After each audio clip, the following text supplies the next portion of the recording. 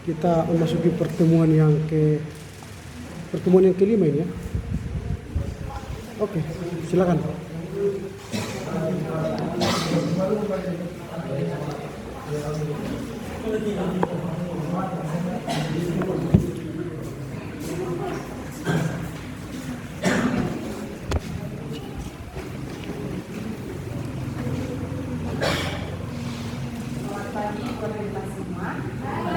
Selamat pagi.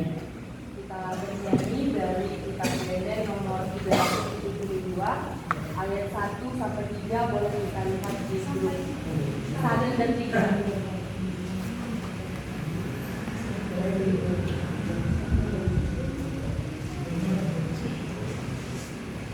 Pujilah Tuhan tiba Dia, puji perbahanan nasib bisa. 1, 2, 3 ya.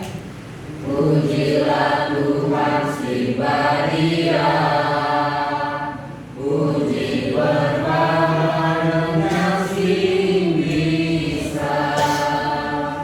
Embus suling terompet, rawir bansorana, puji Tuhan si mara tina tinepa.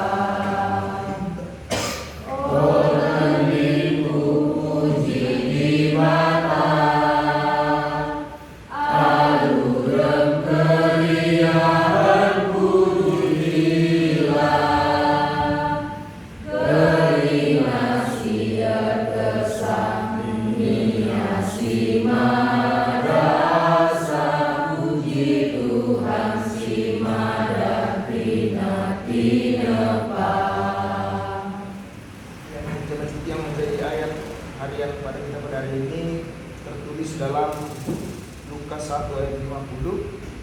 Saya akan membacakannya untuk kita semua. Dan rahmatnya turun temurun atas orang yang takut akan Dia. Tuhan, kita bisa berdoa. Terima kasih Bapa atas aku pada hari ini. Tetaplah membangun kepada kami, kita kami masih bisa memperjelas sekali untuk kemudian Bapak. Bahkan untuk Bapak, untuk membersihkan Bapak, untuk bantuan kesehatan, dan juga memberikan kepada keluarga beliau kesehatan rezeki umur yang panjang, dan memberikan kepada beliau juga kebijaksanaan dalam mengajarkan Bapak. Dan kita sekali dalam pembelajaran, kita selalu sertai Bapak. Oleh dihapuskan dosa dan pelanggaran kami, supaya kami layak disebut anak-anak Bapak. Dalam nama Tuhan Yesus kami berdoa dan mengucap syukur kepadamu. Amin. Amin. Oke, terima kasih ya. Kalau begini senang kita. Ada kalimat dalam Alkitab. Maka bertumbuhlah dia semakin bijaksana. Itu artinya ada pertambahan usia, juga pertambahan kebijaksanaan. Itu dialami Yesus. Yesus bertumbuh semakin besar, dia makin bijaksana. Nah, jadi kalau hari ini makin bijaksana itu. Sudah ada perkembangan ya. Jadi semakin naik ke atas, semakin bijak. Karena semakin tinggi pohon, semakin kencang anginnya. Kalau seperti ini kan datang pun angin nggak masalah begini. Tapi coba dia kalau sudah tinggi, kalau akarnya tidak kuat, tumbang. Makanya harus kuat akarnya. Nah, jadilah seperti pohon kurma. Udah pernah lihat pohon kurma? Pernah kan? Tapi tidak tahu bagaimana cara tumbuhnya kan? Cara menanamnya gitu. Ada kurma tanah karo. Bagaimana caranya? Kurma. Bisa tumbuh kurma di sana. Lebih beda sama yang di Arab sana. Banyak.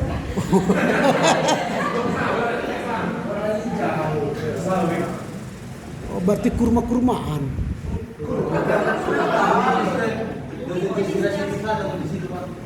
Masuk aja baik 10.000. Oh gitu. Oke. Oke lah, itu beda lah nanti ya. Kurma itu kalau menanam kurma di sana ya, bukan di sini, saya tidak tahu di sini. Itu kurma bijinya itu harus ditekan ke dalam dan dihimpit dengan batu.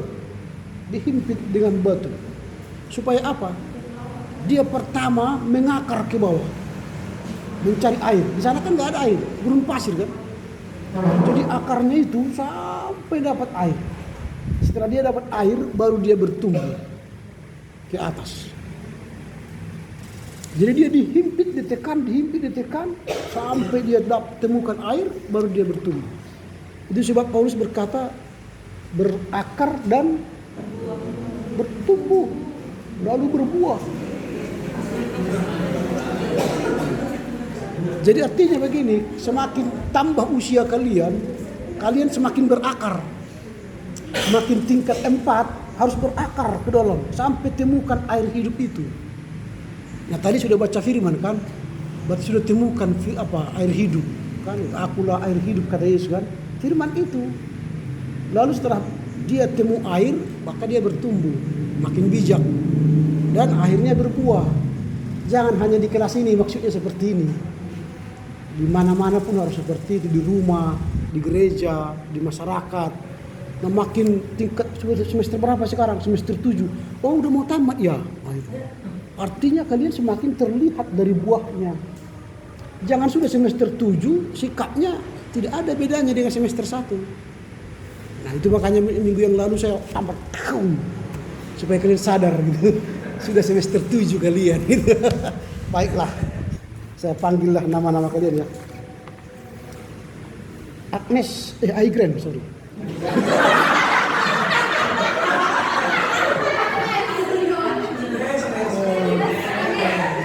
Karena mata ini kan sudah rabun-rabun. Aigren. Alda. Amos. Benhart. Bobby. Kau datang? Bobby.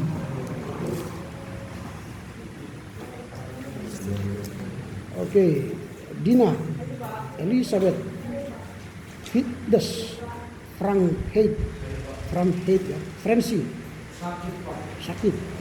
Dari mana saya tahu sakit ya? Ada suratnya. Mana? Di fotokannya.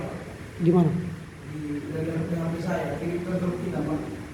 Bukan, kalau sakit kalian jangan kirim ke komti ke saya. Saya kan dosennya. Tidak ada peraturannya ke komti melapor ke saya. Gitu ya. Oke. Francie tadi ya. Gilbert. Hotni. Immanuel. Jessica. Joshua. Juwangga. Christine. Lydia. Melisa. Melda. Novayanti. Nurpita. Ranto. Raimundo. Disma. Sadrak. Tiolina. Vera. Wika. Yesi. Oh iya. Mengapa saya panggil nama kalian? Ini kan sudah mendekati tamat kalian kan? Minimal saya hafal-hafal nama kalian. Karena menghafal wajah dan nama sulit bagi saya gitu. Kecuali sudah sering ketemu, itu makin hafal gitu. Karena terasa semester depan kalian sudah seminar proposal. Sudah skripsi. Kalau sudah skripsi enggak ketemu lagi kita. Hanya ketemu dengan dosen pembimbing kan. Ketemunya ujian kalaupun ketemu dengan saya kan. Baru ketemu terakhir ya sudah goodbye kan. Ya hanya inilah terakhir kita bertemu di kelas gitu. Secara bersama. Maka saya panggil nama kalian enggak apa-apa ya. Supaya lengket di nama saya di otak saya. Nanti kalian pendeta rasut enggak ingat kalian kan. Minimal saya ingat wajah kalian. Oke, silakan tanda tangan. Karena kadang-kadang kan jumpa, ini siapa ya? Siapa ini? Oh, berpikir itu. Pak katanya iya, tapi berpikir siapa ini? Kan banyaknya kalian. Siapa semester berapa ini? Jangan-jangan 24B kan, aku pula DPA-nya. Nggak kenal kan. Lalu dia bilang, Pak, Bapak DPA saya. Oh iya. Pulang dia kucing. Oh iya. Makanya nama kalian, foto kalian di apa itu di WA sesuai nama aja. Kadang-kadang saya lihat, oh ini sambil menghafal. Tapi kadang-kadang gambarnya aneh-aneh. Ada gambar kucing, ada gambar apa, gambar bunga, gambar cewek. Iya. Jadi sesuaikan aja lah. Karena gini, integritas ya. Integritas. Nah ini apa ilustrasi integritas ya. Kalau saya isi ini air putih, lalu saya ambil gelas lain, saya tuang ke gelas lain itu air putih atau jadi kopi, air putih atau teh manis, air putih. Mengapa air putih saya tuang ke gelas lain?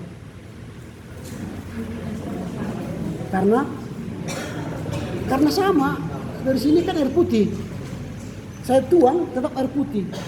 Itulah integritas. Jadi kalau air putih di sini saya tuang ke gelas lain, harusnya air putih. Tapi kalau air putih di sini saya tuang berubah jadi kopi, itu namanya bukan integritas, tetapi pemalsuan. Jadi kalau namamu misalnya si Butet, tapi wajahmu Putra si Pusucok, itu tidak integritas. Jadi orang melihat integritas dari situ, hal-hal sepele. Dilihat namamu, tapi wajahmu beda, berarti integritasmu kurang. Itu. Jadi hati-hati kalian, orang menilai dari integritasnya dari hal sepele di media sosial. Maka sesuaikanlah namamu dengan wajahmu, supaya kamu berintegritas. Ngerti maksud saya? Karena sudah semakin tinggi kalian harus berhikmat kan? Lalu kedua sering begini, kebelet kamar mandi laki-laki perempuan, kebelet ini udah sesak, laki-laki perempuan, kamar laki-laki berisi, kamar perempuan kosong. Masuk enggak ya? Kalau dia masuk berarti tidak punya integritas. Tapi kalau dia tahan sampai yang di dalam itu keluar, walaupun setelah keluar, minimal dia punya integritas. Enggak ada orang kok, kosongnya, bebas sudah masuk. Berarti Anda hanya berintegritas ketika di muka umum. Tetapi di dalam hal-hal privasi yang tidak ada Tuhan, orang lain, hanya Tuhan yang melihatmu, Anda rupanya tidak punya integritas. Nanti kalau pendeta pun seperti itu. Jadi kalau tidak punya integritas, makanya banyak nanti jadi sambo kan. Nah, jadi mulailah dengan hal terkecil. Ya, berubahlah, bertobatlah. Bagi yang belum sesuai nama dengan fotonya, nanti setelah kuliah ini ganti aja. Itu soal integritas. Saya coba ya, mana tahu ini kopi. Air putih. Berarti integritasnya bagus. Kadang-kadang kalau kalian ke Nias ya, ada orang Nias di sini. Pernah ke Nias? Coba Nias kan? Kadang dia air putih kelihatan. Tapi kalau kau minum, karena apa? Tuak Nias. Tuak Nias itu kadarnya 40%. Kalau kamu minum langsung terbakar tenggorokan kamu. Gitu. Karena kau ambil nanti kau gini kan terbakar. Karena sudah 40% terbakar kayak spiritus. Maka cara minumnya adakan ke rumah. Caranya bagaimana? Kalau ada tuaknya bawa ke rumah, saya ajari cara minum.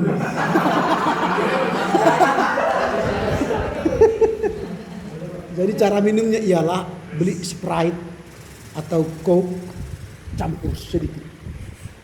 Dia campur baru minum. Jangan, nanti langsung gini dong. Tapi cara minum yang elegan. Kan kalau ada tangkainya gitu kan, yang gini. Cara minumnya jangan gini. Nanti orang lihat, oh ini orang kampung ya, kalau minum gini. Kalau minum gini. Kalau cara minumnya gini, orang kampung. Gitu. Tapi kalau biasanya wine kan ada tangkai kecil kan, minum lagi ini.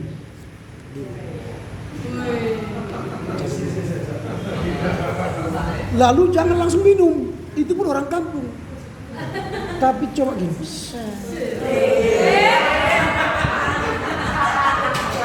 Itu pun jangan langsung kau goyang, kau minum, itu pun orang kampung. Sudah gini, goyang, baru agak cium sedikit. Baru minum, sedikit. Orang lihat, wah kawan ini orang berkelas. Nanti kalau diundang kalian supaya tahu caranya gitu. Kan kadang-kadang pendeta ini diundang kan. Mau minum pak, kan pendeta. Wine, oh iya. Suka. Ya, tuan rumah berpikir, oh kampung-kampung pendeta ini. Gitu.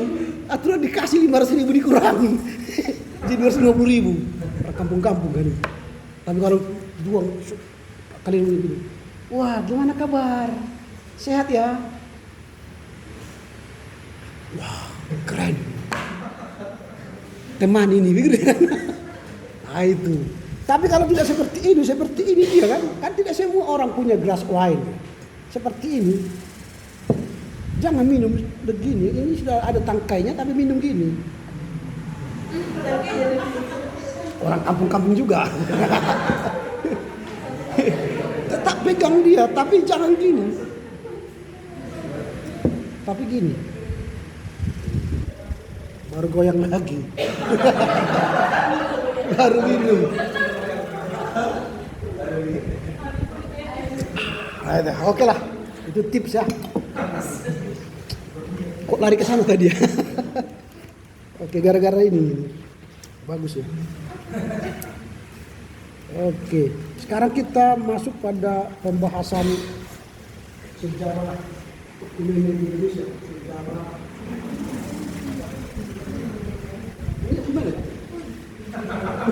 Berarti salah. Indonesia.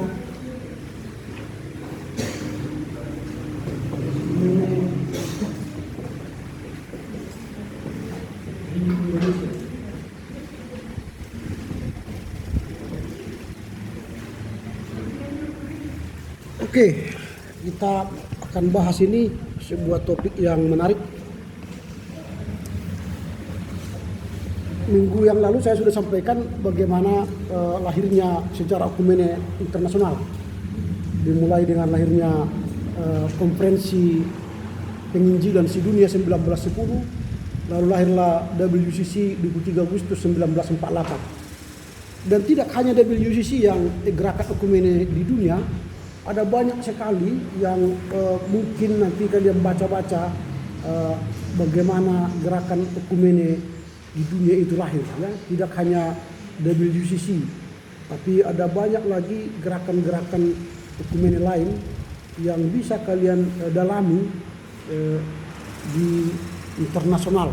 Baik itu saya katakan kemarin yang secara lokal, ya, atau sektarian yang seazas seperti Lutheran World Federation atau World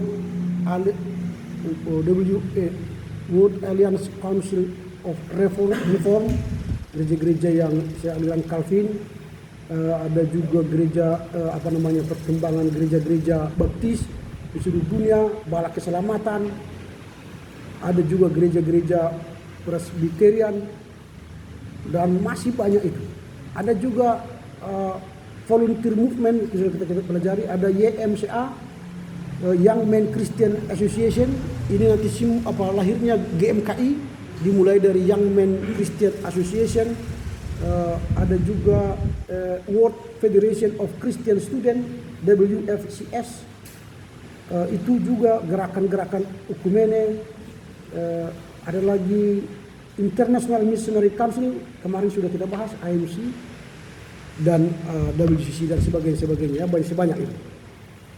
Nah, sekarang kita akan melihat sejarah lahirnya gerakan ekumene di Indonesia. Nah, ini dimulai pada perang pasca Perang Dunia Kedua ya. Perang Dunia Pertama tahun berapa? Nggak ada yang tahu ya. Oke lah. Perang Dunia Kedua, setelah Perang Dunia Kedua. Nah, dimulailah ada kerinduan orang-orang Kristen di Indonesia untuk semakin menyatu, bersatu. Dibentuklah sebuah badan dengan nama Sending Konsulat. Sending Konsulat.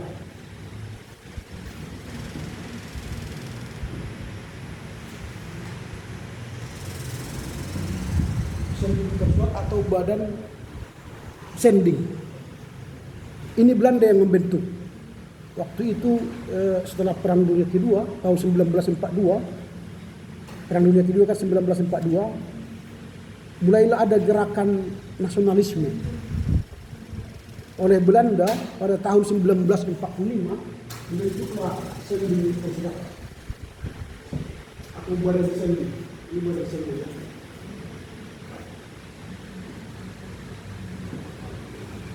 Badan Sending. Nah, ini sedikit soal istilah terminologi. Nah, sering kalian memakai kata sendi. Sendi. Nanti kalau ada kalian yang menulis sejarah gereja atau menulis tentang sending, tulislah dengan tepat. Ini sering orang salah menulis sendi. Kalau sendi itu sudah mengarah kepada institusi. Sendi. Kalau kalian sebut sending, itu konotasinya langsung kepada lembaga, badan. Misalnya RMG, BJV, NJV, itu badan-badan sending. Kalau nama sending.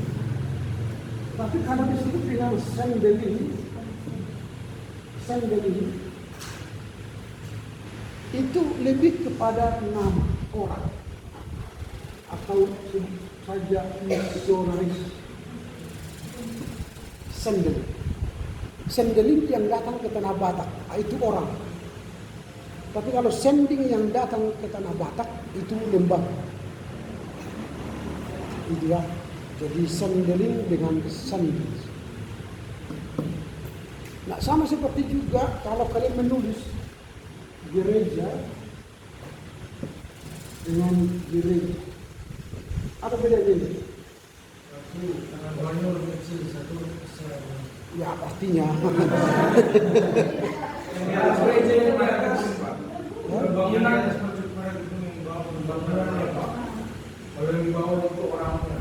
Oke.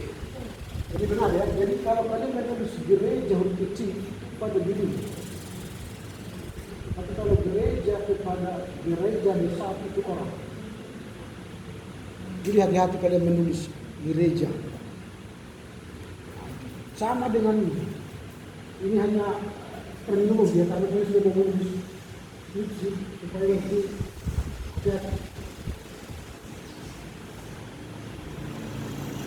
apa bedanya ini? Apa bedanya? Hamba Tuhan, hamba Tuhan. Apa bedanya? Nggak tahu ya. Kalau menulis hamba Tuhan harus hati-hati. Kalau ini hanya huruf kecil, kita manusia. Artinya mungkin pelayan tak bisa.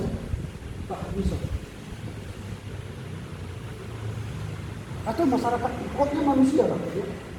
Tapi biasanya identik dengan hamba Tuhan itu pelayan gereja ya, kalau kita. Tapi kalau dia huruf besar, ini Yesus.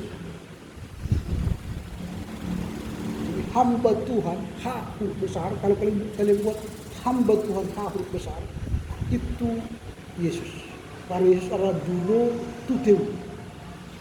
Kan Yesus kan dulo tuteu, hamba Tuhan. Itu. Jadi hati-hati. Ini soal terminologi kalau menulis nanti. Nah, 1945 setelah Perang Dunia Kedua, maka didirikanlah oleh Belanda Badan Sendeling badan sending atau sending konsulat itu menghadapi situasi baru setelah pasca Perang Dunia Kedua. Nah kemudian pimpinan gereja, seluruh gereja di Indonesia mengadakan konferensi misi di Batavia atau di Jakarta tanggal 10 sampai 20 Agustus.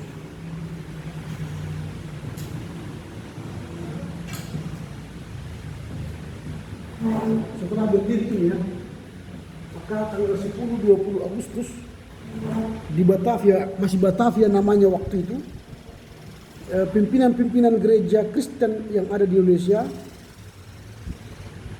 mengadakan konferensi misi kayak kemarin konferensi PI di Edinburgh 1910 kan.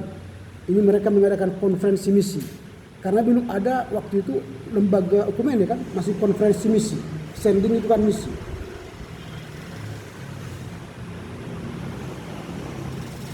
Dan kemudian konferensi ini membahas dua pokok pembahasan mereka. Yang pertama, tempat dan tugas misi dari para misionaris.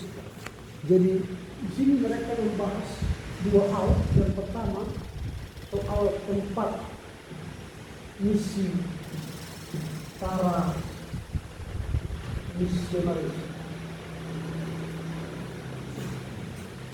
Kayak guru di HKBP di Batak itu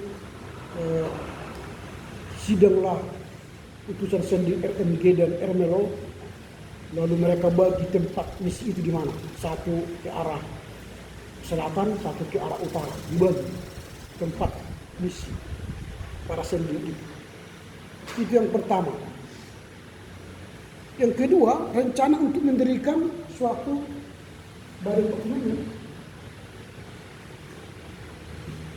Rencana mendirikan badan atau lembaga ekumene. Inilah hasil dari konferensi misi dari Sending Konsulat. Dua pokok itulah yang mereka bahas. Tetapi dalam pertemuan itu mereka mengambil beberapa kesimpulan soal ekumene ini. Yang pertama, ekumene di antara gereja-gereja di Indonesia sebelum Perang Dunia Kedua harus dilanjutkan dan diperluas. Artinya, gerakan ekumene ini sebenarnya sudah dimulai pada sebelum Perang Dunia Kedua, 1942.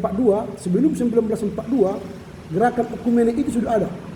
Tapi setelah Perang Dunia Kedua dilanjutkan lagi. Nah itu makanya kesimpulan mereka, ekumene di antara gereja-gereja di Indonesia sebelum Perang Dunia Kedua harus dilanjutkan dan diperluas.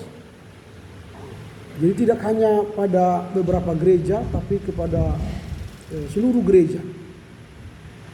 Yang kedua, tujuan kerjasama ekumene ini ialah pembentukan suatu gereja yang esa di Indonesia. Jadi membentuk gereja yang esa. Itu beberapa kesimpulan. Yang ketiga, Dewan Gereja-Gereja di Indonesia dimaksud sebagai badan kerjasama gereja-gereja di Indonesia. Jadi nanti mereka setelah bentuk sebuah lembaga ekumene dengan nama tadi Dewan Gereja-Gereja di Indonesia, tujuannya Dewan Gereja-Gereja Indonesia itu ialah sebagai badan kerjasama. Badan kerjasama. Baik gereja-gereja di Indonesia dan gereja-gereja di luar negeri. Itu yang ketiga. Jadi kedua tadi tujuannya ialah pembentukan suatu gereja yang esa di Indonesia. Suatu gereja yang esa di Indonesia ini akan bertujuan nanti untuk melakukan kerjasama antar gereja-gereja di Indonesia dan juga di gereja-gereja luar negeri yang mengirim sending ke Indonesia. Lalu yang keempat, karena situasi politik mempersulit pertemuan Dewan Gereja-Gereja di Indonesia dan Badan Pekerja Injil Nasional, maka dianjurkan agar gereja dan bakal gereja-gereja di wilayah tertentu membentuk dewan regional. melakukan dan mendukung tugas bersama. Jadi karena situasi politik yang tidak bagus, tidak mungkin mengadakan konferensi secara nasional, maka di setiap lokal dibentuklah dewan regional. Regional Sumatera, regional Jawa, regional Papua misalnya, untuk melakukan dan mendukung tugas bersama. Sehingga nanti dari dewan-dewan regional itu tercapailah pendirian lembaga ekumene nasional itu. Itulah tahapan-tahapan yang mereka lakukan. Jadi yang pertama tadi melanjutkan gerakan ekumene sebelum Perang Dunia Kedua dan memperluasnya. Lalu yang kedua, tujuan kerjasama ekumene itu ialah membentuk suatu gereja yang esa di Indonesia. Lalu yang ketiga, dewan gereja-gereja di Indonesia yang akan mereka bentuk itu dimaksudkan sebagai badan kerjasama gereja-gereja Indonesia dan gereja-gereja luar negeri yang mengirim sending ke Indonesia.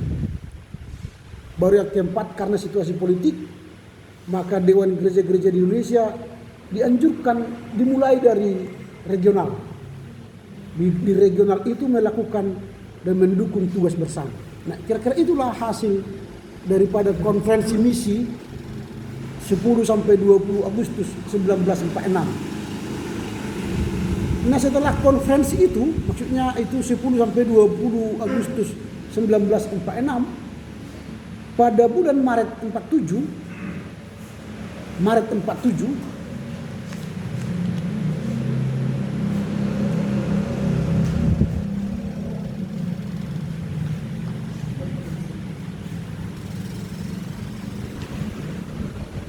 berkumpullah 50 orang utusan gereja-gereja di Indonesia. 50 orang dari 16 gereja. 54 orang dari 16 gereja mengadakan pertemuan di Malino.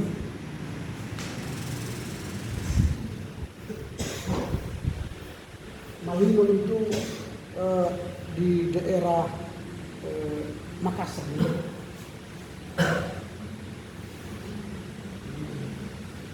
Di daerah Makassar. Malino. Jadi mereka bertemu di Malino dekat Makassar. Dan hasil pertemuan itu terbentuklah Majelis Kristen.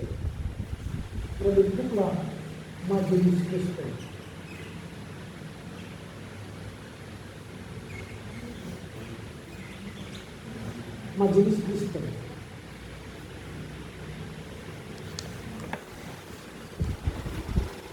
Nah, tugas majelis ini, maksudnya Majelis Kristen itu ialah merintis jalan agar gereja Kristen yang esa di Indonesia terbentuk. Jadi tujuan dibentuknya Majelis Kristen itu ialah untuk merintis jalan agar gereja Kristen esa di Indonesia bisa terbentuk. Jadi tujuannya Majelis Kristen ini untuk membentuk gereja Kristen esa di Indonesia. Ini tujuannya, membentuk gereja Kristen esa di Indonesia. Nah, pada rapat itu juga mereka sepakat untuk membentuk Sekolah Tinggi Teologi Indonesia Timur di Makassar. Sekolah Tinggi Teologi Indonesia Timur. Jadi bentuklah juga STT Inti. Kalau pernah kalian dengar STT Inti, sampai sekarang bentuklah STT Inti di Makassar.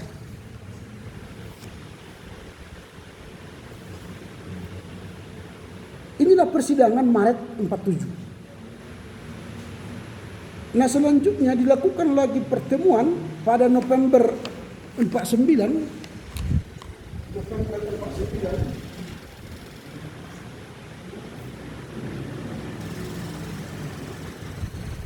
Diadakan konferensi persiapan dalam rangka pembentukan Dewan Gereja-Gereja di Indonesia.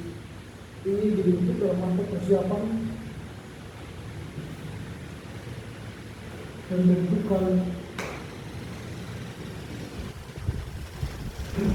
Dewan Gereja Indonesia, namanya dulu DGI. DGI, Dewan Gereja-Gereja di Indonesia. Nah, pada pertemuan November 1949 ini sudah hadir beberapa utusan pada konferensi di Amsterdam, di mana gereja-gereja sedunia didirikan pada 23 Agustus 1948. Jadi pada pendirian Dewan Gereja Sedunia 23 Agustus 1948, setahun sebelumnya sudah ada utusan Indonesia ke sana. Dan mereka hadir pada rapat November 1949 ini. Dan para utusan itu memberikan beberapa ide-ide, pemikiran dan juga anjuran-anjuran yang berharga supaya mendirikan gerakan Oekumene itu.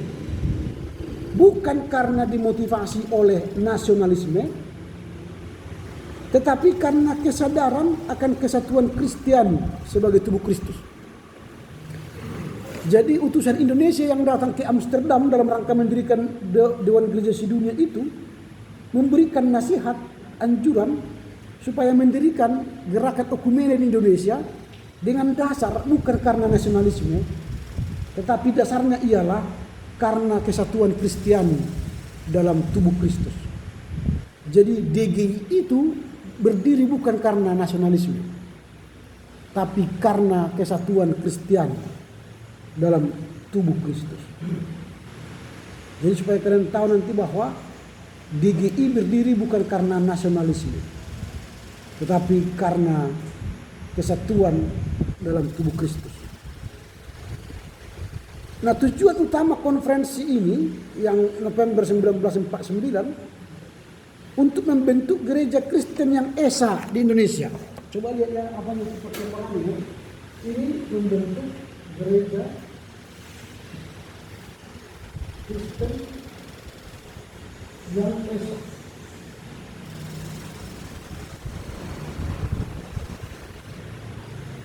Ini tadi gereja Kristen esa di Indonesia. Ini sudah mulai mengarah ke nama Gereja Kristen yang esa, GKYE di Indonesia. Tujuannya itu untuk membentuk gereja Kristen yang esa di Indonesia. Nah, mereka sadar, peserta November 49 itu sadar bahwa gerakan Oekumene itu tidak boleh terbatas pada gereja-gereja Protestan. Jadi GKYE ini nanti tidak hanya Protestan, tapi juga harus merangkul gereja-gereja lain yang Pentakostal, Karismatik, Injili, dan termasuk juga gereja Katolik Roma dirangkul supaya gereja Katolik Roma masuk ke GKYE itu, sehingga nanti di Indonesia ada payung yang besar. Tetapi gereja Katolik Roma menolak niat baik ini, menolak niat baik ini, karena menurut orang GKR, Gereja Katolik Roma, hakikat dari gereja itu ialah satu. Hakikat dari gereja itu ialah satu. Satu itu dalam arti Katolik. Gereja Katolik itu kan universal, satu. Jadi menurut mereka tidak mungkin mereka bersatu dengan sempalan Katolik. Ngerti maksudnya sempalan Katolik ya? Artinya gereja yang lahir dari skisma, perpecahan dari Katolik. Nah, jadi mereka tidak mau gabung gara-gara itu. Seharusnya bukan Oekumene itu yang menyatukan kita, tapi Protestan ini balik ke Katolik semua. Karena itu maksudnya. Makanya Katolik tidak mau menyatu. Ini kan dulu Katolik itu sangat kental, itu sangat keras. Nanti setelah Konsili Vatikan II nanti maka Katolik berubah kan. Konsili Vatikan II tahun berapa? Juga enggak hafal. Wow, itu tahun-tahun penting harus dihafal loh. Nanti kalian di jemaat tanya-tanya itu. Kan Konsili Vatikan II kapan namanya? Itu tahun-tahun penting, titik-titik balik sejarah ini. Konsili Vatikan II 1962. Di sanalah Katolik mulai terbuka. Di luar gereja ada keselamatan. Sebelumnya itu di luar gereja tidak ada keselamatan. Maka yang selamat itu hanya orang Katolik. Yang Protestan ini bukan ke surga ini semua. Kalian dulu ke surga. Menurut Katolik. Makanya mereka menghujat Katolik, Protestan. Maka ketika ada gerakan ekumene di Indonesia, mereka tidak mau masuk. Dan sampai sekarang juga kan masih ada pertinggalnya lah ya. Misalnya nanti kalau Natal ekumene, ini kan Natal bentar lagi kan, sudah on-site nanti kan Natal ekumene. Selalu berbenturan soal tanggal. Kalau orang Protestan nanti tanggal 1 Desember udah Natal. Yang tidak bisanya 31 November Natal. Tanggal 1 Desember udah berkibar bendera Natal di mana-mana. Natal di hatiku, Natal di rumahmu, Natal di kampusmu, Natal di gerejamu, di mana-mana Natal. Natal STM sama semua. Pasal tahun. Nanti Natal tingkat nanti kalian buat lagi. Saking sukanya demannya Natal itu. Kalau orang Katolik gak mau. Mereka merayakan Natal di atas tanggal 25 sampai tanggal 6 Januari. Jadi susah kan? Orang Protestan maunya tanggal 1 Desember supaya sebelum tanggal 25 Desember dia pulang kampung. Natal di kampung kan? Itu orang Protestan. Jadi orang pulang ke kampung itu supaya anaknya nanti baca ayat Alkitab. Pada mulanya Allah menciptakan langit dan bumi. Amin. Foto. Habis anaknya membaca ayat Alkitab, dia keluar, khotbah dia didengar. Padahal dia pulang kampung untuk merayakan apa? Tapi dia tidak mendengar khotbah. Langsung dia pergi ke pakter untuk nyanyi. Ya? Karena sudah habis dia foto tadi. Tercek. Bagi dia itulah Natal itu. Memoto anaknya show di kampungnya. Hebat anakku kan? Iya. Tapi waktu khotbah dia pergi. Kalau saya usir orang-orang seperti itu dari gereja. Tidak perlu Natal di kampung. Kalau karakternya seperti itu. Makanya nanti kita sudah kalau Natal ekumene. Maka biasanya Natal ekumene tanggal 28, tanggal 27 atau tanggal 29 itu kan Natal ekumene. Karena apa? Karena Katolik. Kalau di Jawa memang tidak ada Natal Desember ekumene. Biasanya itu Januari. Natal ekumene di Jawa itu Januari. Kalau kita sudah Januari bulan tahun. Sampai 29 Oktober pun masih bulan tahun. Bulan tahun sebulan bulan Oktober. Itu bukan bulan tahun lagi, ujung tahun. Memang orang Batak ini banyak sekali kan. Natal habis itu bulan tahun lagi, habis lagi pertengahan tahun kan. Yang penting motong katanya. Masih Batak kan? Iya. Itu. Makanya orang Katolik tidak mau waktu itu. Mereka tolak. Nah, itu yang kita lihat tahun November 1949. Nah, setelah itu diadakan lagi konferensi 28 Mei.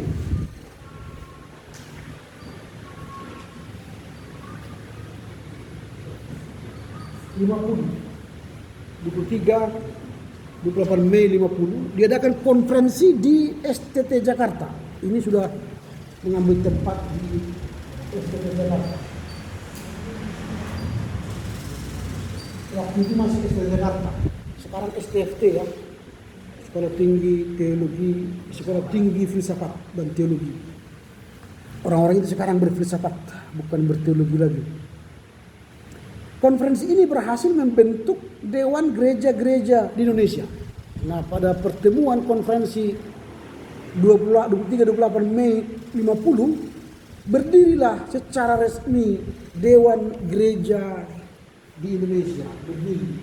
itu masih namanya dulu DGI. Nanti tanggal penetapannya ini tanggal 20 tahun berapa? Tanggal pastinya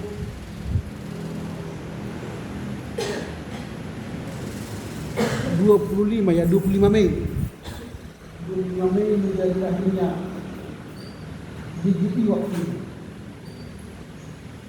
25 Mei.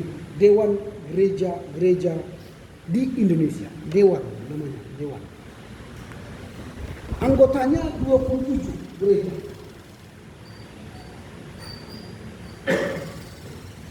Masih 27 gereja waktu itu. Nah, dalam pendirian ini tujuan pembentukan DGI, tujuan dari DGI ialah pembentukan gereja Kristen di Indonesia. Nah, makin lihat ya perkembangannya, ini tujuannya membentuk gereja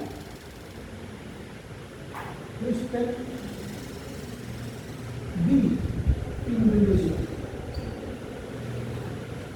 Nah, ini ada di, bukan gereja Kristen Indonesia, tapi gereja Kristen di Indonesia. Nah, tadi kan GKIE kan, tapi setelah berdiri DGI, mereka hendak mendirikan gereja Kristen di Indonesia. Nah, tujuan berdirinya DGI ini, Dewan Gereja-Gereja Indonesia ini, tujuannya adalah mendirikan gereja Kristen di Indonesia. Nah, akhirnya 27 orang utusan itu menyatakan pembentukan DGI dengan membuat pernyataan sebagai berikut. Ini pernyataan mereka, saya bacakan ya.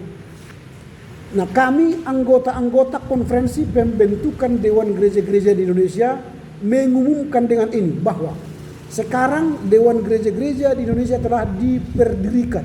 Kalimatnya waktu itu masih seperti itu, diperdirikan sebagai tempat permusyawaratan dan usaha bersama dari gereja-gereja di Indonesia seperti termaktub dalam anggaran dasar Dewan Gereja-Gereja Indonesia yang sudah ditetapkan oleh sidang pada 25 Mei 1950. Kami percaya bahwa Dewan Gereja-Gereja Indonesia adalah karunia Allah bagi kami di Indonesia sebagai suatu tanda keesaan Kristen yang benar menuju pada pembentukan satu gereja di Indonesia menurut amanat Yesus Kristus, Tuhan dan Kepala Gereja, Kepala umatnya, untuk kemuliaan nama Tuhan dalam dunia ini.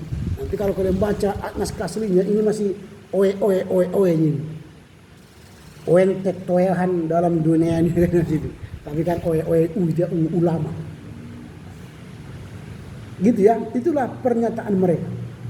Kemudian pada sidang itu dibentuklah Majelis Pekerja Harian atau MPH. Dan terpilihlah ketua umum DGI pertama ialah Dr. Todung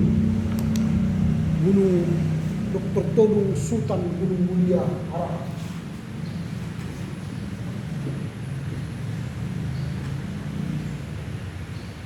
Todung Sultan Gunung Mulia Harahap.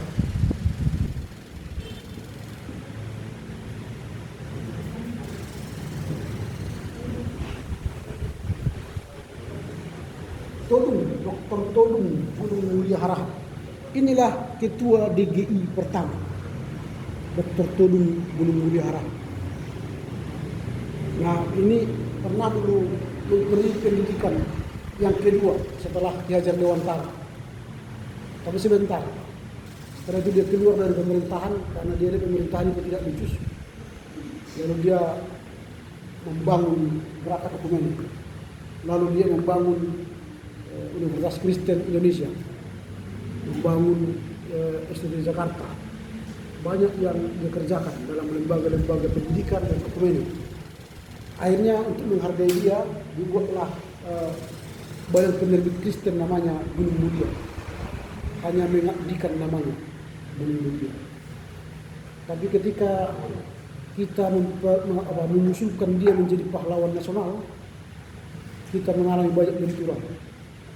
Karena syarat untuk menjadikan seseorang pahlawan nasional ialah beliau banyak ditulis dalam karya akademik.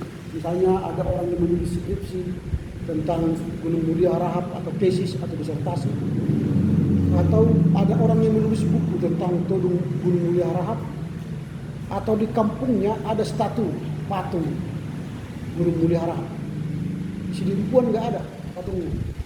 Ketika kami panitia waktu itu membentuk tim untuk membuat jalan tolong Gunung Mulia Harahap di Sidimpuan dan membuat patungnya, ya namanya pun orang sana kan, karena tidak I kan susah. Tolong Gunung Mulia Harahap kan K, jadi susah. Lalu di UKI tidak ada sebuah ruangan Gunung Mulia Harahap. Tidak ada. Sebenarnya kan harus ada. Kalau memang UKI dia menurut praktek bentukannya harus ada sebuah gedung Gunung Mulia Harahap atau beasiswa yayasan. Misalnya Gunung Mulia Harahap Foundation yang memberi beasiswa kepada mahasiswa, atau ada lagi yang membuat nama dia dikenal. Itu syarat. Bahkan yang terakhir dia harus ada museum yang membuat nama dia atau karya dia di museum ini. Lalu BKPA bermimpi mendirikan Prasorat Center, dan di sanalah nanti ada museum Gunung Mulia, tapi itu masih mimpi. Masih mimpi. Jadi kapan jadi Gunung Mulia jadi pahlawan nasional? Masih mimpi. Jadi memang yang ada kakak ini susah. Bahkan anak mudanya Amir Syarifuddin Harahap pun di Brazil kan, Perdana Menteri Kristen pertama siapa? Amir Syarifuddin Harahap. Tapi karena dia dituduh PKI, karena Kristen kan, dituduh PKI, lalu dia dibunuh, tembak di Solo, dan dikuburkan tanpa inaugurasi alam. Dan kami waktu di ST Jakarta membuat seminar untuk pemulihan nama baiknya, karena dia bukan PKI, tapi anak-anaknya kan akhirnya kasihan. Dulu kan kalau anak PKI kan kemana-mana nggak boleh, pegawai negeri nggak boleh, tentara nggak boleh, yang bisa dia hidup di Indonesia adalah wira swasta. Tapi di mana-mana anak PKI, kalau anak PKI kan stigma anak PKI dulu kejam. Makanya ada SKBB ini, surat keterangan berkelakuan baik, gara-gara soal anak PKI. Sekarang kan sudah dihilangkan kan SKBB. Sekarang pakai apa istilahnya? SKCK. Apa itu SKCK? Surat keterangan catatan kriminal ya. Jadi bukan soal PKI kan. Pernah mencuri kan gitu kan. Padahal di situ tidak dibuat pernah mencuri hati kan. Tidak, kalau mencuri hati tidak kriminal ya. Tapi asik mengasikkan gitu ya. Sehingga tidak kriminal. Nah itu. Jadi dialah ketua pertama Dr. Sultan Gunung Mulia Harahap. Dia hadir waktu pembentukan Dewan Gereja Sedunia. Dia yang hadir tadi di Amsterdam itu, di Edinburgh. Dia hadir. Lalu sehingga dia tadi memberi nasihat. Bukan gara-gara nasionalisme kita berdiri, tapi karena kesatuan tubuh Kristus. Karena ada tadi akar kepahitan tadi. Makanya dia keluar dari Menteri Pendidikan. Lalu akhirnya dia masuk ke teolog kaum awam. Nah itulah yang terjadi 1950.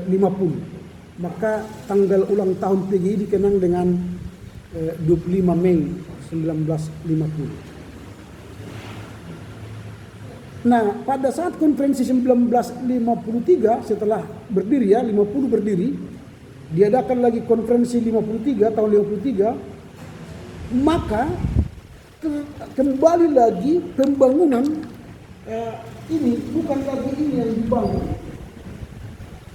tapi kembali ke sini membangun sebuah tujuan DG itu untuk mendirikan gereja Kristen yang esa. Ini lagi diangkat, membangun atau membentuk atau mendirikan sebuah gereja Kristen yang esa. 1953 itu ketika mereka mengadakan konferensi. Nah, akan tetapi diskusi itu mengalami kesulitan ya. Nah, karena ini ketika mereka membangun GKYE tahun 1953 tadi membangun GKYE,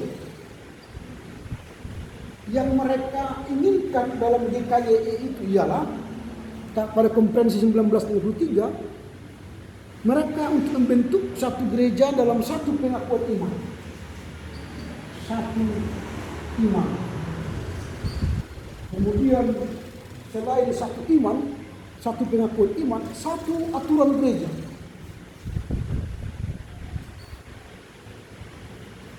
Jadi semua satu, ajarannya, tata gerejanya satu. Nah itu sebabnya 1953 ini diskusi tentang GKYE mentok. Karena yang hadir itu anggota-anggota yang 27 gereja anggota tadi berasal dari berbagai ajaran denominasi.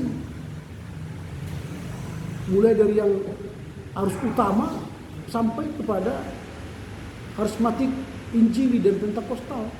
Kecuali GKR kan sudah menolak. Nah akhirnya diskusi ini mentok, tidak membangun lagi satu iman atau satu aturan gereja. Lalu dilanjutkan lagi pada tahun 1960, konferensi 1960.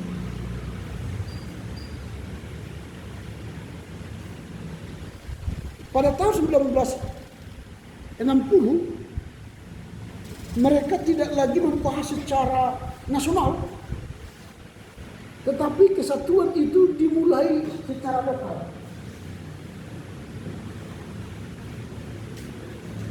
Nah, secara lokal, dimulai secara lokal. Mana tahu nanti dari lokal, jemaat pada level jemaat mereka sepakat untuk satu iman, satu aturan, maka nanti akan mudah menetapkannya secara nasional. Itu rencana BGI kemarin. Dimulai dari secara lokal, level jemaat. Nanti semua jemaat sudah setuju, kita ini satu iman di seluruh Indonesia dan satu aturan, maka tinggal menetapkan nanti di konferensi atau sidang raya BGI. Nah apa yang terjadi? Langkah konkret ini tidak membuka. Lalu caranya bagaimana ini supaya ini tercapai? Maka dibuat kesepakatan tahun 1960 ya, tidak boleh membuka jemaat, membuka jemaat di luar daerah. Misalnya HKBP tidak boleh mendirikan jemaat HKBP di Jakarta. Sebaliknya GEMIS tidak boleh mendirikan jemaatnya di Medan. Kalau misalnya gereja Protestan Maluku, GPM, ya di Maluku aja. Kalau gereja Kristen Sumba, ya di Sumba aja, nggak boleh lewat dari daerah. Nah HKBP ya di Batak lah, jangan lewat ke sana. Tapi apa yang terjadi? Sudah dikatakan secara lokal tadi dimulai tidak boleh mendirikan. Jadi nanti kalau misalnya orang jemaat HKBP pindah ke Jakarta, dia masuk ke GPIB atau ke GKI. Orang Papua misalnya pindah ke Jakarta, dia masuk ke GPIB. Nah sementara orang Jakarta misalnya pindah ke Medan, masuk HKBP. Itu aturannya supaya semua aturan imannya sama, aturan gerejanya sama. Tapi apa yang terjadi di level lokal? HKBP mendirikan gereja di Jakarta. Langsung dirikannya HKBP pertama itu HKBP Kernolong.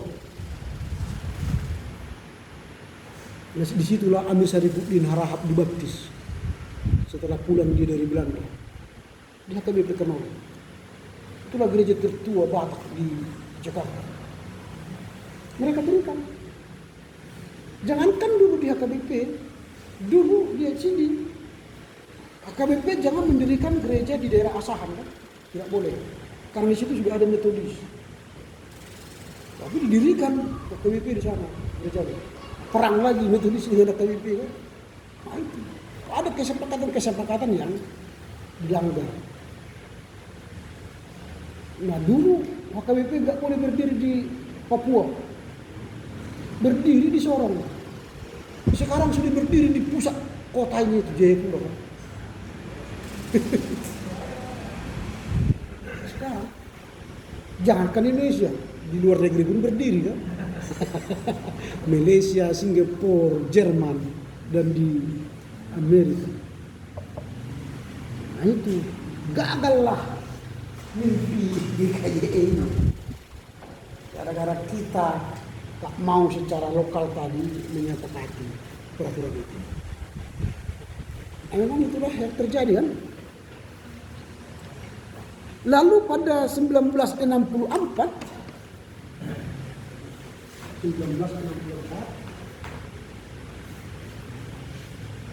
ini kan supaya kita lihat nanti gerakan dokumen itu ya, pergerakannya, lalu bagaimana apa yang dibahas ya. 1964 lalu kalau gagal tadi secara iman, lalu secara aturan mulailah disusun membentuk konsep liturgi bersama.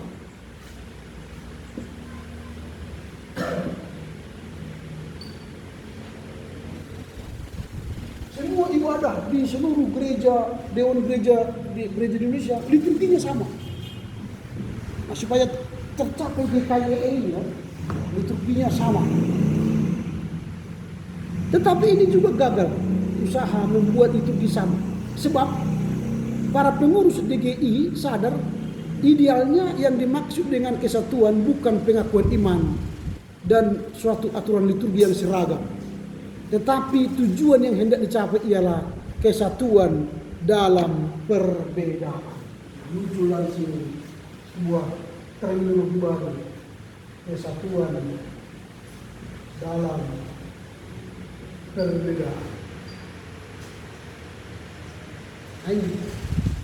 Jadi bukan lagi kesatuan iman, bukan lagi kesatuan liturgi, kesatuan aturan gereja, tapi yang hendak dicapai ialah kesatuan dalam perbedaan.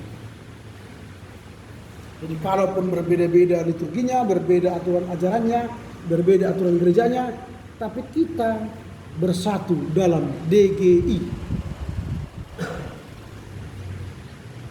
Karena itu pada tahun 1964, ini sudah 1964, lalu sekarang 1967,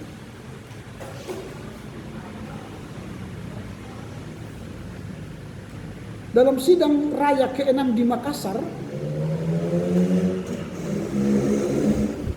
mereka membuat konsep mengemukakan tata sinode ekumene gereja-gereja di Indonesia. Tata sinode, artinya itu hampir aturan ya, aturan. Dan ini merupakan langkah penting menuju gereja Kristen yang esa tadi. Tetap masih masih disodorkan lagi GKYE itu. Padahal tadi 1964 sudah mulai ditawarkan terminologi baru kesatuan dalam perbedaan, tapi 1967 masih diperjuangkan terus GKYE itu. Maka dibentuklah tata sinode GKYE, tata sinode GKYE. Nah, mengapa ini tetap disodorkan terus oleh DGI maksudnya? Supaya pertama, kebersamaan gereja di Indonesia dalam bentuk dewan hendaknya ditingkatkan menjadi bentuk sinode. Nah, itu tujuan mereka. Diberikan mereka rumusan atas sinode ekumene ini. Tujuan mereka yang pertama ialah kebersamaan dewan gereja-gereja di Indonesia itu hendaknya ditingkatkan menjadi suatu lembaga gerejani dalam bentuk sinode. Jadi inilah nanti cikal bakalnya dari tata kerja tata sinode ekumene GKY ini menuju sebuah lembaga gereja yang sama. Itu yang pertama. Yang kedua, keputusan sidang itu bersifat mewajibkan anggota-anggotanya. Jadi kalau ada sidang raya, itu mewajibkan seluruh anggota DGI.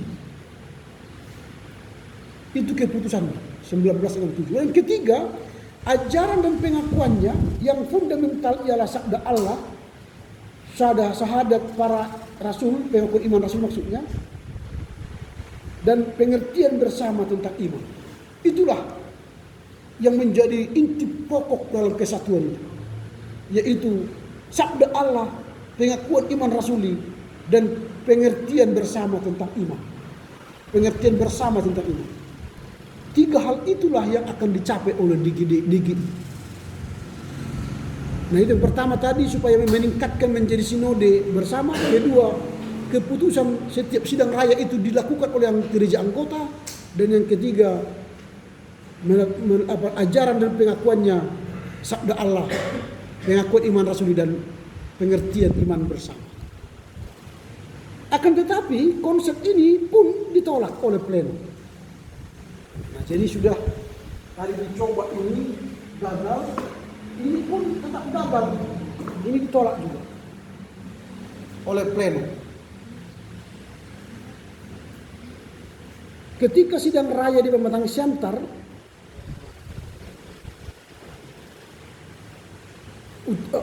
rencana konsep ini ditolak oleh seluruh anggota DGI. Nah, karena itu 1971, pada tahun 1971, DGI berubah nama menjadi PGI. Itu pada sidang raya di Pematang Siantar ya. DGI menjadi PGI. Dewan gereja-gereja tidak lagi disebut dengan dewan, tetapi disebut dengan persekutuan gereja-gereja di Indonesia. Mengapa? Karena nama persekutuan itu lebih alkitabiah daripada dewan. Karena di Alkitab kan ada persekutuan. Di Alkitab banyak kata-kata yang menggunakan persekutuan. Persekutuan terhadap Kristus atau kesatuan terhadap Tuhan, itu kan ada kesatuan, jadi persekutuan. Maka yang disebut dalam DGD waktu itu, DGI bukan lagi dewan, tetapi lebih mengutamakan kepada kesatuan atau kebersamaan dalam tindakan. Jadi di sini sudah diputuskan bukan lagi kesatuan secara organisasi ini, yang ini lagi yang mau dicapai, tapi kesatuan dalam tindakan. Hari di sini kesatuan dalam perbedaan, ini sekarang kesatuan dalam tindakan. Jadi yang dicapai ialah kesatuan dalam tindakan. Bukan kesatuan dalam aturan, bukan kesatuan dalam liturgi, dan bukan kesatuan dalam iman. Tetapi kesatuan dalam tindakan. Ini sidang raya 1971 di Pematang Siantar.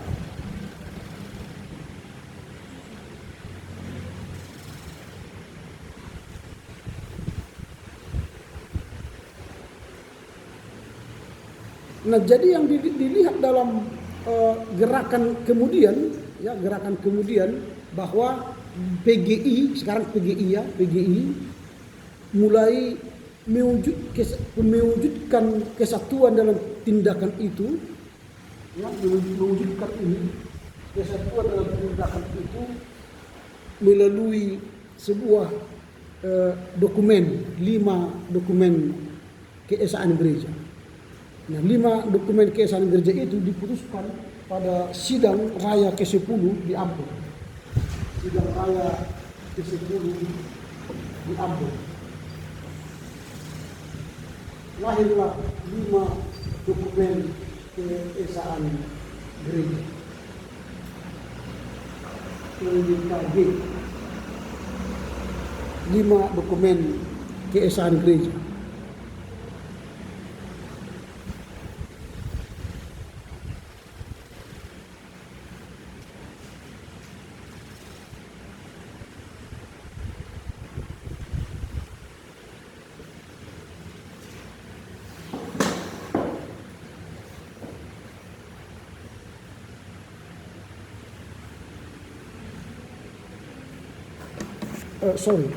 Tadi saya katakan bahwa di sini perubahan begini. Di sini adalah masih membahas ini ya. Perubahan ini ternyata ini pada sidang raya ke-10 ini, perubahan DGI menjadi DGI itu pada sidang raya ke-10 di Ambon. Ini masih perdebatan soal tata gereja, tata sinodi pemilu. Membahas konsep yang ditawarkan 1971 di Kota Center ditolak oleh seluruh peserta, tapi lebih kepada menekankan kesatuan dalam tindakan. Kemudian kesatuan dalam tindakan itu diwujudkan di sidang raya PGI yang ke-10 di Ambon. Tindakan yang pertama itu merubah DGI menjadi PGI, dan tindakan yang kedua ialah menghasilkan 5 dokumen keesaan gereja LDKG. Apa itu 5 dokumen keesaan gereja? Yang pertama, pokok-pokok tugas panggilan bersama, PTPB. Kalau kalian pernah dengar buku ini, PTPB. Pokok-pokok tugas panggilan bersama. Jadi dulu gereja-gereja selalu membuat PTPB. Ada gereja mengatakan GBH, kalau negara kan GBHN dulu namanya. Garis besar haluan negara. Itu zamannya Soeharto kan Repelita. Rencana pembangunan 5 tahun, ada GBHN. Lalu gereja membuat garis besar kebijakan gereja, GBHG. Tapi PGI membuat PTPB, bukan GBHG, tapi PTPB. Pokok-pokok tugas panggilan bersama. Baru yang kedua, pemahaman bersama iman Kristen. Pemahaman bersama iman Kristen atau PDIK. Pemahaman bersama iman Kristen. Tadi pada tahun 1953 mereka ingin satu iman. Lalu di sini juga mereka ingin satu iman. Lalu akhirnya muncul kesatuan dalam perbedaan. Dicoba menyodorkan 1967 tata gereja baru, ditolak di sini, lalu kesatuan dalam tindakan. Akhirnya diambillah kesimpulan bahwa iman itu tidak lagi bisa disamakan, tapi dibuatlah pemahaman bersama.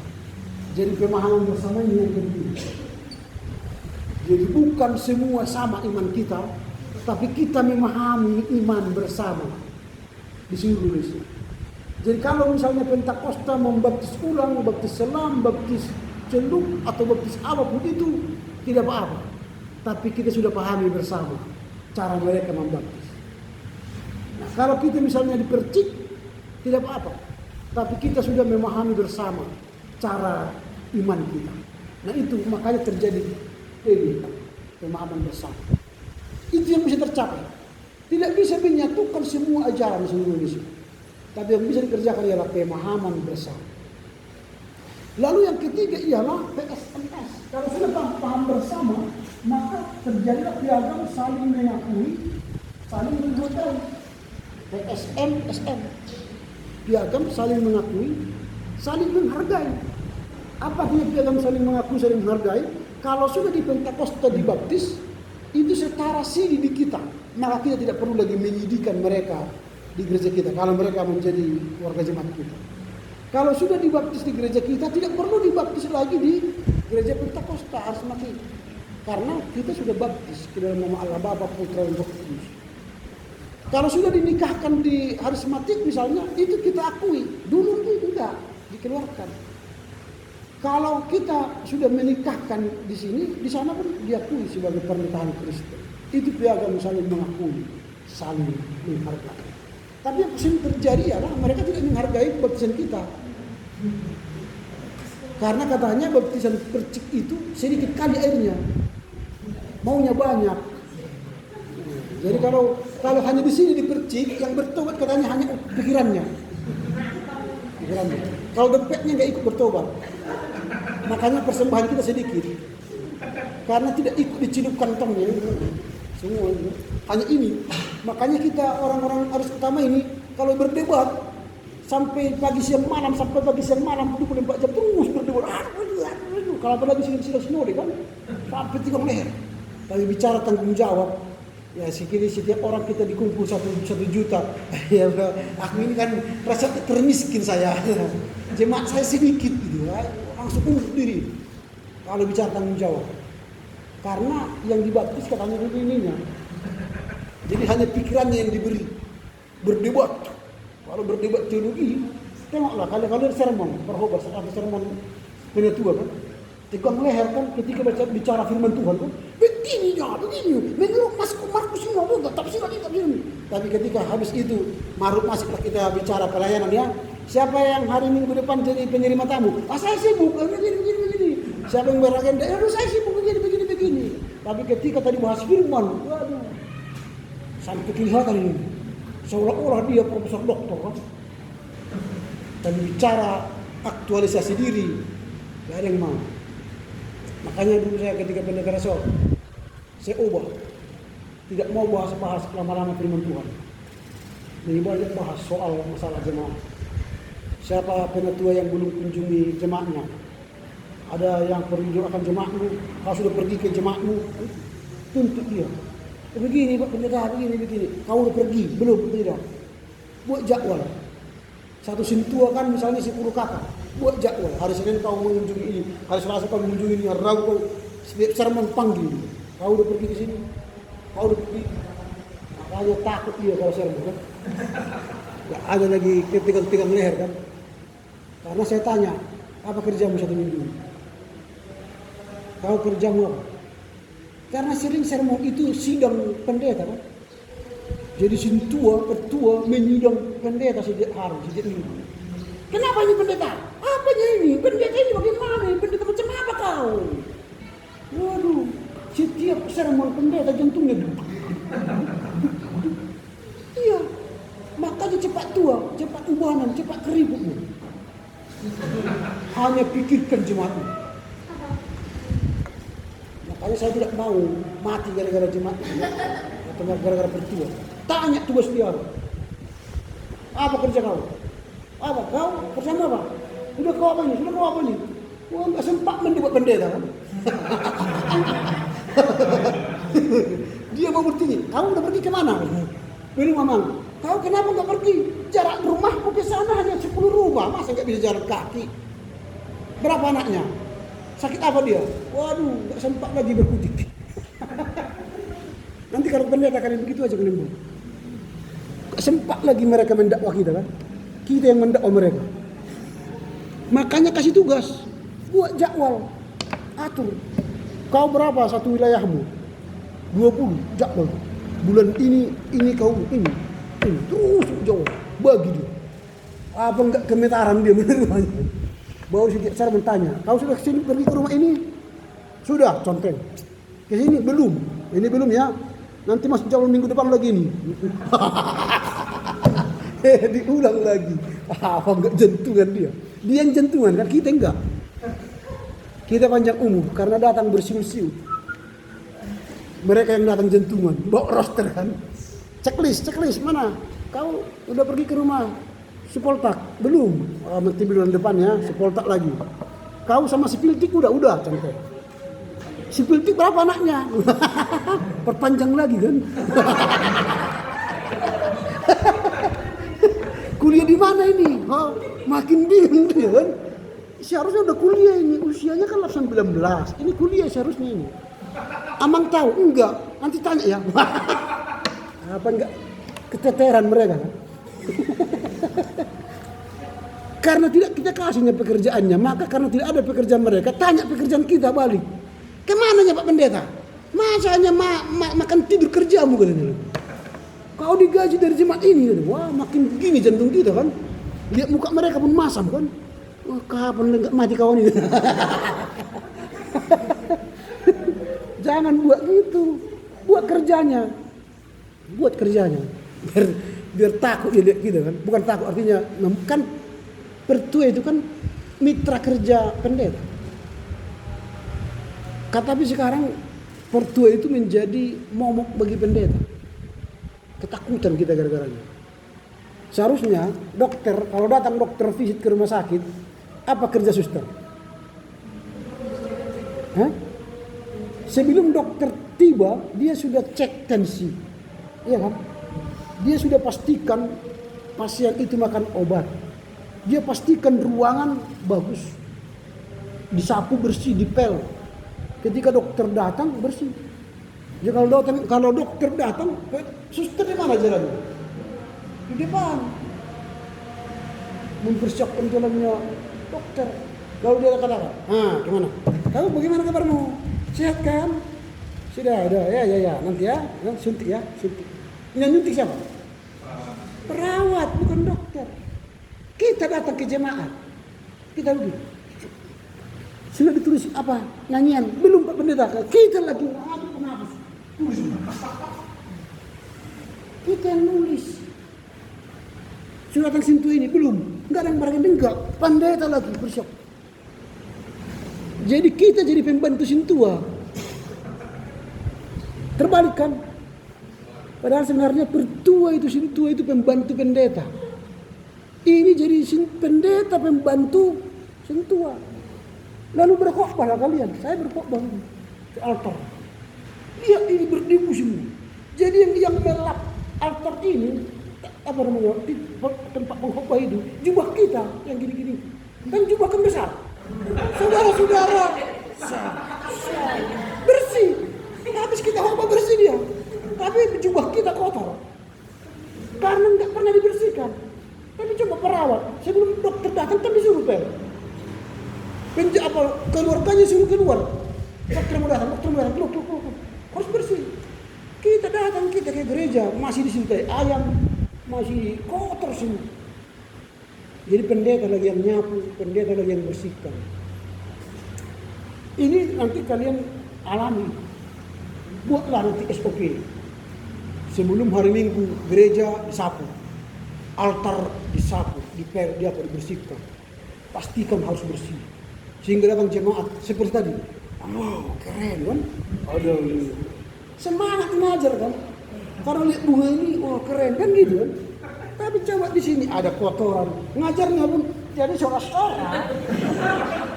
Kan gitu kan? Menurut apa? Tahu pipi itu? Tutup muka, tutup hidung karena jorok, bau. Bagaimana kita cerita kalau di samping kita bau?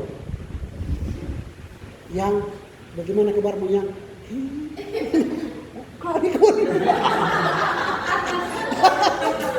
aturan lama dulu aku ya datang bentar lagi datang mama aku ke sana karena bau kawan itu. Makanya sebelum pergi kan 1 kilometer sudah. Wah, ini 1 kilometer kok bau kali. Cepat-cepat pulang. Nah, itu cara itu. Itu piagam saling mengaku, saling menerima. Lalu yang keempat itu kata dasar. Kata dasar PGI. Kalau ini tidak masalah ya. Ini mengatur bagaimana anggota masuk, bagaimana persyaratan-persyaratannya. Memang persyaratan anggota PGI ini begini, kalau misalnya adalah ini gereja berkelahi, tidak terpilih jadi pengurus, bentuk gereja baru kan. Lalu beberapa tahun kemudian mendaftar di PGI. Persyaratannya ialah harus ada rekomendasi dari gereja awal. Dia nggak kasih, nggak mau dia. Sampai sekarang nggak terima. Nah, itu dibuat PGI seperti itu. Supaya apa? Supaya ini berdamai, gabung lagi. Tapi banyak yang tidak mau gabung. Udahlah tak usah anggota PGI sampai mati ya. Karena sampai mati pun nggak mau ini yang memberi rekomendasi kan. Contoh gereja mana coba? Kalau kalian mau HKIP kan? HKI tidak mau kasih rekomendasi ke HKIP. BNKP banyak itu sempalannya. BKPN, BNKPI, apa lagi? White. Di dunia situ banyak kali gereja. Tidak terpilih pecah. Pokoknya tidak jadi pengurus pecah, bukan gereja baru, jadi pengurus. BNKP banyak kan? BNKP jadi BKPN. BNKPI, apa lagi? BNKP Amin. Yes, lagu Amin ya, yes. Karena dulu kan pengurus BNKP kan suaminya. Sekjen Amin istrinya. Itu hebat itu mereka. Makanya BNKB Amin. Kalau mereka satu rumah jadi BNKB Amin kan? Itu. Untunglah sekarang Pak Tohori nggak terpilih lagi sudah 2 periode kan? Tapi menurut Cahaya kayak masih sekjen amin sekarang. Aneh, bukan aneh, hebatlah mereka itu ya. Sama-sama pimpinan gereja suami istri. Artinya kalian pun nanti seperti itulah. Satu pengurus DKPS, satu sekjen HKI misalnya. Hebat kan? Satu ketua meneramen GBKP, satu sekjennya GKPA. Tapi memang sulit terjadi bagi kita, bagi mereka pun sudah terjadi. Itu tentang gereja. Lalu yang terakhir ialah menuju kemandirian teologi daya dan dana, atau disebut dengan ini KT2. Ini KT2. KT2. Kemandirian teologi daya dan dana. Kemandirian teologi daya dan dana atau KT2. Kalau kalian pernah dulu dengar gereja kita zaman-zaman 1990-an, itu KT2 ini terus dikumandangkan. Kemandirian teologi daya dan dana. KT2. Inilah kemarin kan sudah saya katakan ada self government, self supporting, self propagating. Itu dari sini. Itu yang sini. Kemandirian teologi daya dan dana. Itu yang dikerjakan oleh PGI dalam LDKG. 5 dokumen keesaan gereja. Nah itu dulu proses lahirnya LDKG, dari tujuan pertama gereja yang esa, satu iman, satu aturan, satu liturgi. Lalu akhirnya tumbuhlah semangat tadi kebersamaannya. Lalu kesatuan dalam perbedaan, lalu kesatuan dalam tindakan, lalu akhirnya LDKG. Dan itu sampai sekarang belum ada perubahan lagi sampai sekarang. Nah sekarang kita PGI itu sudah 93 gereja. 93 gereja. Dan ini sebenarnya belum bangga kita. 93 dari 325 denominasi gereja di Indonesia. Ini berapa persen itu anggotanya? Kita sekarang 325 denominasi gereja Protestan di Indonesia.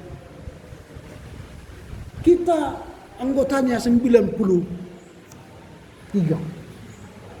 Berarti belum ada sepertiga. Belum ada sepertiga dari jumlah denominasi itu. Tetapi walaupun kita masih 93 anggota PGI ini, tapi kalau di jumlah seluruh umat Kristen di Indonesia, itu sudah hampir 90% berada di PGI. Karena tadi yang 300 sekian itu jemaatnya kan kecil-kecil.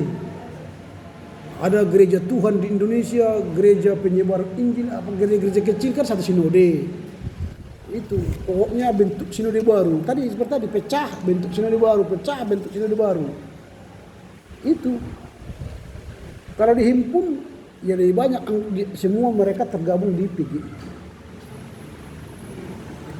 Nah sekarang kita melihat konteks gerakan ekumenik ini di Indonesia. Kita sekarang berjuang membuat kesatuan ini di tengah arus bangsa yang besar.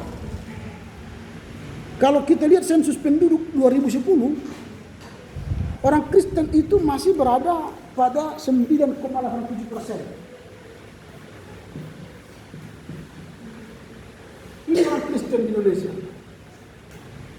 9,87. 6,96 itu Protestan. Protestan 6,96. Katolik itu hanya 2,91.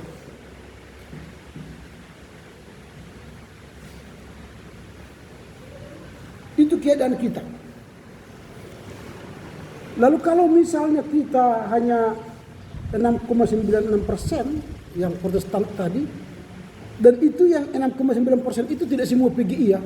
Katakanlah itu hanya 5% PGI.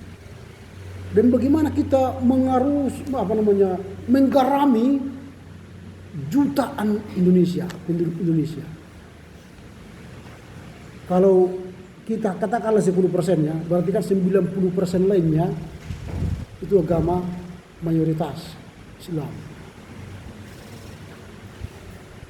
Nah ini data tahun 2010. Kalau data 2020 terakhir kita pemilihan 2014 ya. 2019 mungkin sudah naik lagi. Katakanlah kita ada sekarang pada peringkat 12%. 12%, berapa lah itu? Kalau menurut sensus, ini kan menurut sensus penduduk Indonesia nih. Kalau menurut sensus penduduk Kristen, sebenarnya kita sudah mencapai 25% di Indonesia. Kalau kita yang survei. Tapi karena ini kan penduduk, ini data ini kalau survei penduduk itu kan melalui sensus penduduk yang memilih. Terkadang yang memilih ini kan terjadi manipulatifnya ini. Nanti kalau diminta nomor kakak kalian, hati-hati jangan kasih. Karena nanti bisa namamu 1000 di Indonesia ini. Dengan nama yang sama, alamat yang sama, NIK yang sama, bisa diduplikasi. Sehingga nanti, apalagi tahun 2024 sudah pemilihan kan, setiap calon-calon itu mengklaim diri punya massa besar. Padahal nama kitanya berkali-kali dia diduplikasi. Hati-hati sekarang memberi nama apa namanya, data-data kita, data-data. Apalagi dengan lahirnya si Bjorka ini kan, Bjork. Itu bahaya sekarang. Dia semua retas data kita kan. Dan sampai sekarang kepolisian negara nggak bisa menangkap dia kan, tak tahu di mana dia. Bjork. Dan itu tidak satu orang. Semua data-data petinggi kita kan mulai dari presiden kan sudah dibocorkannya. Presiden John Pilate ya. Siapa lagi? Luhut. Sambo pun dia tahu. Sambo. Semuanya sekarang bahaya loh. Data-data itu semua dibukanya. Makanya datamu pun nanti bisa dibukanya. Kalau data kita sih nggak apalah mau dibuka, kan dibuka terserah lah. Apa yang mau disembunyikan kan? Tetapnya saldonya 0,5 M, setengah mati maksudnya. Saldo rekeningnya 0,5 M, setengah mati. Mau keluar maaf tidak mencukupi kan? Setengah mati kan? Jadi dibuka pun nggak ada masalah kan. Cuma persoalannya data kita diduplikasi, itu aja masalah. Untuk kepentingan orang lain yang ingin muncul. Udah berapa yang anggota kita katanya? Oh udah 1 juta katanya. Padahal nama kita 100. Sudah 100 di situ diduplikasi. Itunya yang persoalan nama kita nanti. Kau misalnya memilih di sini, tapi namamu ada di Papua. Dengan nama yang sama ada di Sulawesi. Dengan nama yang sama ada di NTT, diduplikasi dan dipilih atas nama kita. Karena surat panggilannya ada, surat apanya ada, surat apa namanya, pemilihannya semua ada, ya semua ada. Dan yang menusuk nanti, yang memilih nanti orang lain tapi atas nama kita. Itu nanti kejahatan politik, kejahatan politik. Itu yang kita takutkan. Nama kita ada di mana-mana. Ramli Harahap ini di Papua ada, datang dia. Ramli Harahap ada di Ambon ada, sama semua. NIK-nya, nomornya semua milik kita semua, nama sama. Tapi ada kita di sana, ada kita di sini, di mana-mana kita ada. Omnipresent. Demi memenangkan seseorang. Jadi gitu, jadi hati-hati. Kalaupun nanti ada namamu di situ, jangan marah. Kalau kau tuntut pun itu, kita nanti masuk penjara. bukan mereka yang masuk penjara, kita. Kalau dikatakan Mahfud kemarin kan Mahfud MD, orang yang orang yang benar pun bisa jadi salah, orang yang salah pun bisa jadi benar, tergantung uang.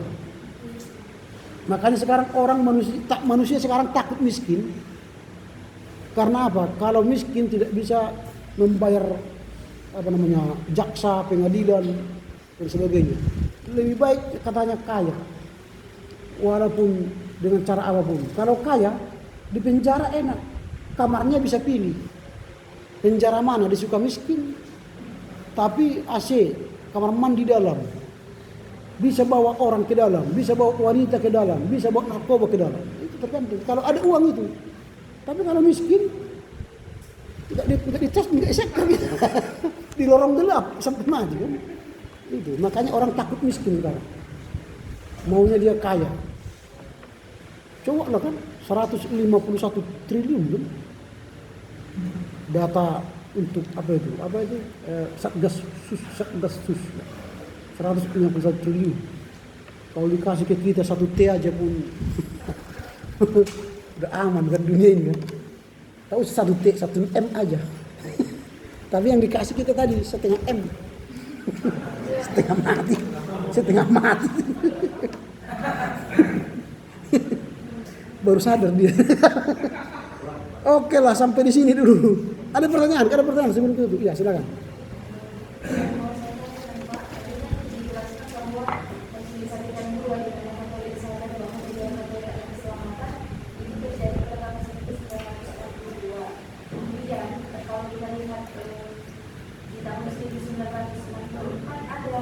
Pengakuan bersatu dalam keberagaman. Apakah itu berpengaruh, Pak? Pengakuan Katolik tentang keselamatan dari Katolik, apakah itu berpengaruh ke apa yang dituliskan oleh Indonesia? Berpengaruh. Setelah 1962, Katolik berubah haluan. Sejak itu mereka mulai bergabung dengan gerakan-gerakan ekumenik.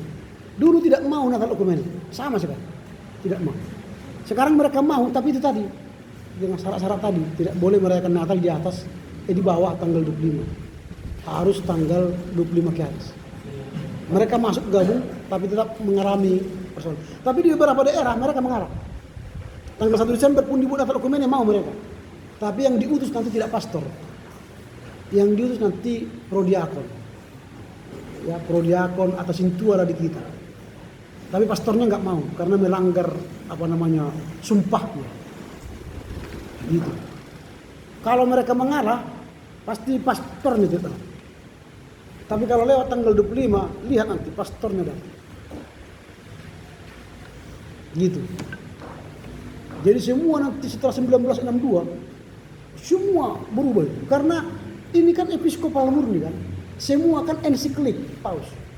Kalau paus sudah bertitah, itu kan sama seperti Tuhan bertitah. Dilarang, dilanggar. Siapa yang melanggar masuk neraka. Kita kalau pendeta berkhotbah, benar itu. Ketentengannya itu.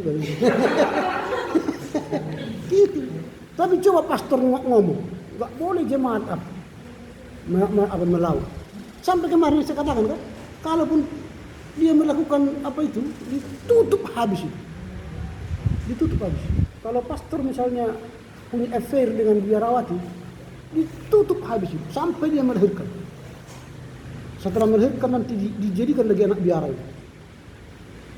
Kalau kita pendeta hanya gini, pendeta sama orang lain, wah, masuk Facebook, masuk Instagram, pendeta main mata dengan orang yang ini, disebarkan ke semua dunia,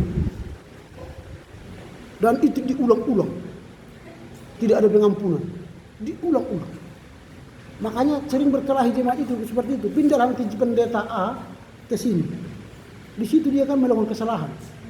Lalu sampai di sini sudah sampai ke sini kesalahannya lagi. Ditolak di sini. Itu persoalannya. Persoalan pendeta dibawa mana? Dibawa ke mana-mana. Kalau secara pastor ditinggalkan di mana-mana. Itu karena mereka menghormati pastor. Gitu ya. Jadi sangat berpengaruh. Ada lagi? Sudah cukup ya? Oke lah. Karena hari ini kita cepatkan aja karena pemberangkatan UKK ya. Silakan siapa yang menutup dengan doa.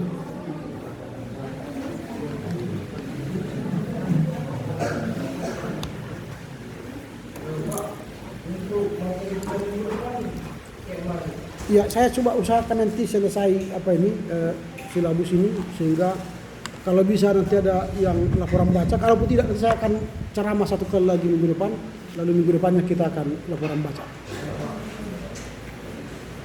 Setiap saya menyusun banyak kali apa kendala. Tidak bisa 24 jam kerja kan. Sampai malam pun kita pulang ke rumah sudah ngantuk. Mau perbaiki silabus, gak tahan lagi.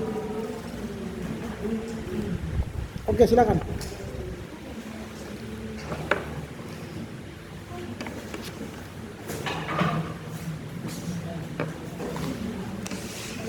Untuk perkuliahan kita dibagi satu dalam doa. Bapak yang terpaskan dalam kerajaan surga, kami bersyukur berkat Tuhan yang menyertai kami sampai saat ini. Tuhan, kami dapat berkumpul di sini, yaitu dengan pembelajaran ekonomi kita. Tuhan berkati setiap apa yang telah kami pelajari dan apa yang telah kami terima dari Bapak dan Ibu kami. Sekiranya kami dapat memahami dan menerapkan di dalam kehidupan kami dan untuk pembelajaran kami ke depan. Kami juga berdoa untuk Bapak dosen kami Tuhan, kiranya Tuhan yang memberkati beliau, memberikan kesehatan, sukacita, terlebih kesabaran dalam mendidik kami. Kami akan melanjutkan sebagian dari aktivitas kami, kiranya Tuhan juga yang menyertai setiap langkah kami. Di dalam nama Yesus Kristus kami berdoa. Amin.